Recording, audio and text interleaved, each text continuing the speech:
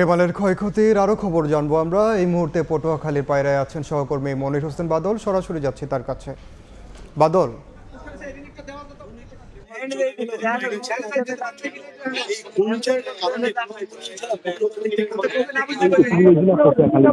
আপনি দেখতে পাচ্ছেন এই যে উপকূলীয় জেলা পটুয়াখালীতে ঘূর্ণিঝড়ের ক্ষয়ক্ষতির পর এই প্রথমবারের মতো কোস্টগার্ড কিন্তু সাধারণ মানুষের ক্ষতিগ্রস্তদের মাঝে হাত বাড়িয়ে দিচ্ছে। এই কোস্টগার্ড কিন্তু এদেরকে এই কলাপাড়া উপজেলায় যেখানে বেশি ক্ষতিগ্রস্ত হয়েছে ঘূর্ণিঝড়ে, সেখানে প্রায় 350 মানুষের মধ্যে কিন্তু ত্রাণ বিতরণ করছে কোস্টগার্ড। এছাড়া এদেরকে কিন্তু ফ্রি চিকিৎসা দেওয়া হচ্ছে এখানে। তাছাড়া আমরা যদি বলতে পারি এই উপকূলীয় জেলা পটুয়াখালী আজকে এই যে কলাপাড়ায় যে বেশি ক্ষতিগ্রস্ত হয়েছে, আগামীকাল কিন্তু মাননীয় প্রধানমন্ত্রী কলাপাড়া আসবেন।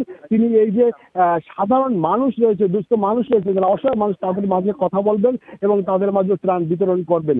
এই যে পটুয়াখালী জেলায় এ পর্যন্ত কিন্তু এই ঘূর্ণিঝড় রেমালের কারণে কিন্তু 3 জন লোক কিন্তু মারা গেছে।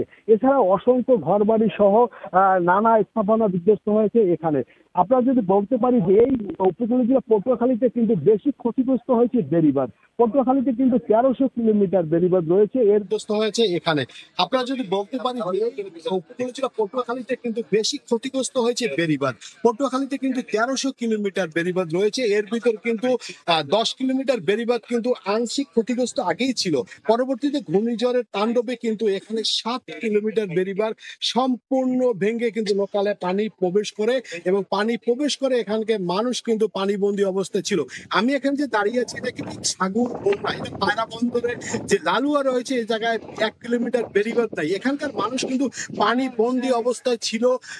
দীর্ঘ যেহেতু 2 দিন তাণ্ডব চালিয়েছিল, এই 2 দিন তাণ্ডবই কিন্তু এখানকার মানুষ পানি বন্দী অবস্থায় ছিল এবং খুব অসহায়ের ভিতর ছিল।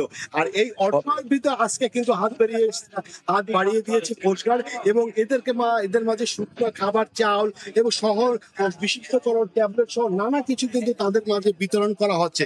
এবং আমরা যদি বলতে পারি শুধু না, এখানে কিন্তু আরো কিন্তু ত্রাণ মানুষ ইউনিয়ন পরিষদ থেকেও কিন্তু ত্রাণ দিবে।